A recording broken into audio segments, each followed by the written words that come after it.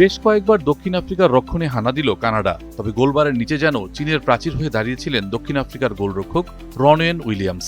আফ্রিকাকে অন্তত 5 বার রক্ষা করেছেন তিনি।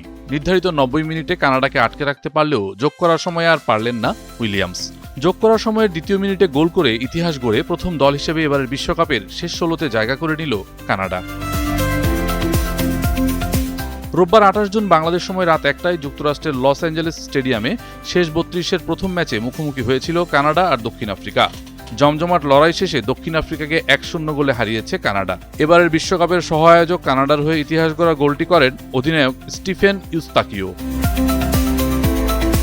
1986 সালে প্রথমবার বিশ্বকাপে খেললেও সেবার একটি ম্যাচও জিততে পারেনি উত্তর আমেরিকার দেশ কানাডা। 4 দশক পর ঘরের মাঠে অনুষ্ঠিত 2026 বিশ্বকাপে প্রথমবারের মতো নকআউট পর্ব পেরিয়ে শেষ 16তে জায়গা করে নতুন ইতিহাস লিখল কানাডা।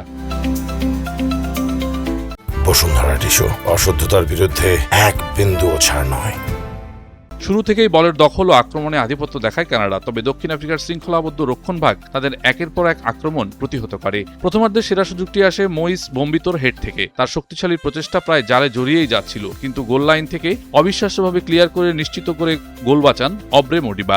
এর কিছুক্ষণ পর পেনাল্টির জোরালো আবেদন জানায় কানাডা। বক্সের ভেতরে রিচি লারেয়াকে হুলিশু মুদাও ফাউল করেছেন বলে দাবি ওঠে, তবে রেফারি সেটিকে ফাউল মনে করেননি এবং খেলা চালিয়ে যাওয়ার নির্দেশ দেন। ফলে গোলশূন্য অবস্থাতেই বিরতিতে যায় দুই দল। দ্বিতীয়ার্ধে আক্রমণের ধার অব্যাহত রাখে কানাডা। অন্যদিকে দক্ষিণ আফ্রিকা রক্ষণ সামলে পাল্টা আক্রমণে সুযোগ খুঁজতে থাকে। নির্ধারিত সময় শেষ হলেও কোনো দলই গোলের দেখা পাচ্ছিল না। ম্যাচটি অতিরিক্ত সময়ে গড়াবে বলেই মনে হচ্ছিল, কিন্তু যোগ করার সময় সব হিসাব নিকাশ বদলে যায়।